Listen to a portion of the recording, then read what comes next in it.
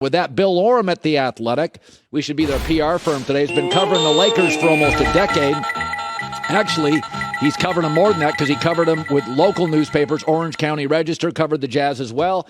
We bring him on often here. Okay, so let's just start with this. I threw something out earlier, and this is what you do for a living, so you can shoot holes in it. But I said everything with the Lakers tends to get out, and mostly because they want it out. Right? So when this thing is, we're not moving off Westbrook, and part of me thinks, well, that's what you should say. Don't look desperate. And then maybe there's a lot of truth to it, but I still think they would take calls. So I'm just going to throw something at you, Bill, and this is, you can rip it to shreds, and I'm totally okay with this. But I think you have to move off Westbrook because of the toxicity around his game. He can't play off ball. He lacks a certain self-awareness. Kyrie Irving came out a month ago and said, I screwed up LeBron. I screwed it up. And I was like, wow, that's pretty good. LeBron was crushed when he left. Kyrie's a better player. KD wants out of Kyrie, but he won't say it publicly. He wouldn't have to play with Westbrook. You inherit the contract, don't play him, move him at the deadline, and then you're free. Lakers are not patient. I don't believe they're going to draft and develop. I know who they are, and LeBron doesn't want to wait for the Westbrook thing to unravel. Is that nuts? Kyrie, LA, Westbrook, Brooklyn. Tell me I'm wrong. I don't think it's nuts. And I don't know that it's going to happen, but it makes sense. And so from a logical standpoint, yeah, the Nets are absolutely, kind of sick of the Kyrie Irving experience. The Lakers are sick of the Russell Westbrook experience. That said, the Nets know they have the better player and the more valuable asset despite all of his idiosyncrasies. So if I'm the Lakers, I'm just wondering what else it might cost. But LeBron and Kyrie, KD and Russ, I mean, those are relationships that go really, really deep. So if you're looking for sign off from the superstars, you would have to think you're going to get it there.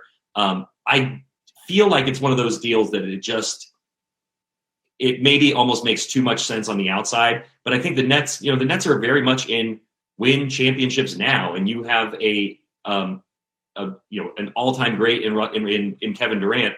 Do you feel like you can win with Kevin Durant and Russell Westbrook? And if not, and you have to kind of, take your medicine for a year with Russ, who do you replace him with in another year? So, it makes a lot of sense for the Lakers. I'm sure the Lakers would be first in line to, stamp the approval on that deal. But looking long-term for the Nets, as big of a pain as Kyrie Irving has been, and as much as he hurt them last year, who's going to give you your best, when, the rubber meets the road, who's going to be the best, player for you, and who's going to give you the most chance of winning. And it's probably not Russell Westbrook, based on what we've seen from him over the last couple of years. So LeBron, initially there were reports that he wanted Doc. Then they got Darvin Ham. Then he rushed to social media to say, I'm good with it.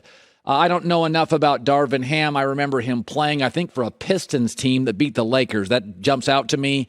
Tough guy, got a presence. He'll get respect from players he played in the game. We also have momentum in the league where players coaching is working, and it's working kind of quickly. So I think there'll be some buy-in. But I do wonder, LeBron's not overly patient. What did you make of the hire? How does it work? What does it look like a year from now? Or let's say, what does it look like at the All-Star break? Well, I think they made the right choice of the available candidates. I think that, we know Rob Pelinka was always looking for, star power. So I'm sure he was hoping someone, maybe a bigger name, was going to shake free, whether it was Doc Rivers or Quinn Snyder. I mean, obviously there was the Nick Nurse chatter very early on. But I mean, Darvin Ham is a guy who, you talk to people around the league about him getting this job, and the word that comes up most is overdue. And, this is somebody who deserves an NBA job, but this is not a typical NBA job. And so does he have the right traits to come in and manage a locker room that potentially, if Russell Westbrook is back, has some bad blood in it? If you go back to how Russell Westbrook kind of talked about his first Lakers year at the end of the season, is he the right guy to sort of repair those relationships? And, people say he is. I mean, he has a presence, like you said. Players relate to him. I mean, he obviously relates to players, somebody who spent 8 years in the NBA. And it's part of the reason I think that you can sort of envision bringing Russell Westbrook back next year, Colin, where I disagree with you a little bit. If you bring in a coach that is going to bring a new presence, a new voice, and maybe some new ideas, it's worth seeing what it looks like if the deal that you're going to have to make is going to cost you additional assets and hamstring you more down the road.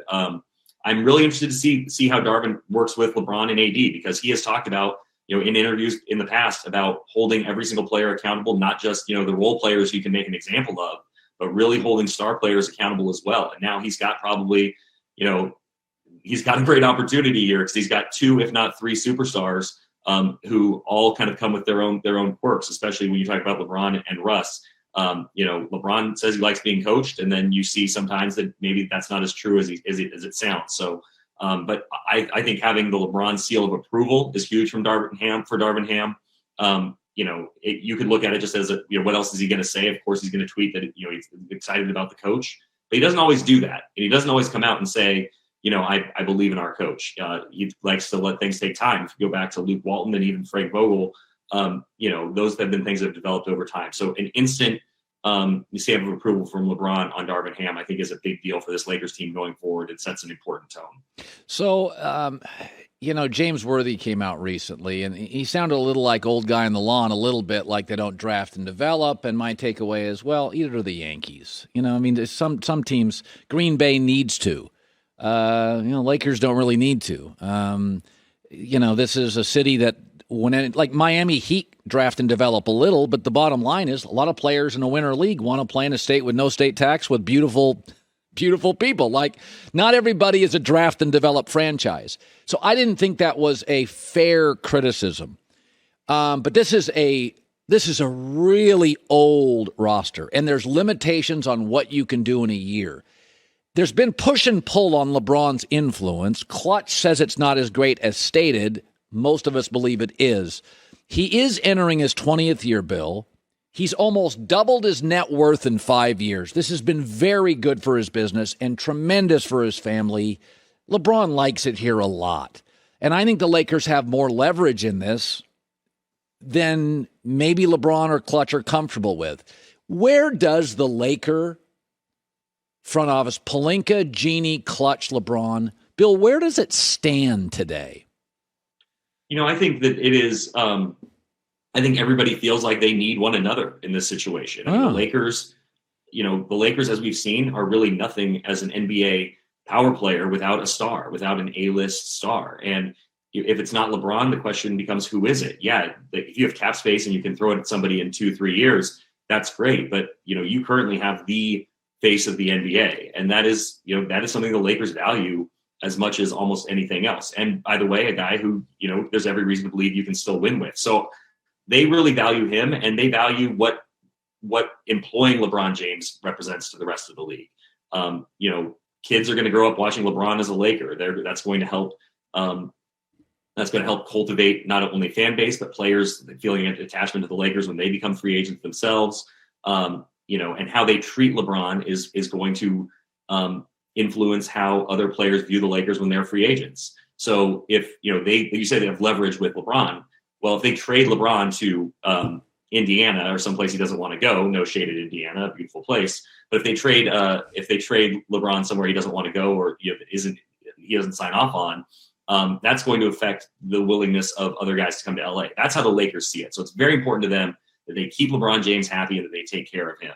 But LeBron, I think, also knows that, he has it as good here as he's going to have it anywhere, because where else is he going to get the same treatment and the same influence, as you said, as a 20th year pro, getting very close to his 40s, is another team going to kind of give him the sort of intellectual equity that the Lakers have at this stage in his career. So this feels like a real marriage of necessity, and one that they obviously hope can still be productive and yield results. But right now, this is just a marriage of two sides, or 12 sides, however you want to divide it. Everyone who really needs each other. Bill Oram, The Athletic, Laker Update. Great seeing you, Bill. Yeah, you too, Colin. Thank you. Hi, everybody. Thanks for watching. Subscribe here to get the latest from the show. Also, be sure to check out more of the best clips from The Herd, or go watch a few segments from other shows on FS1.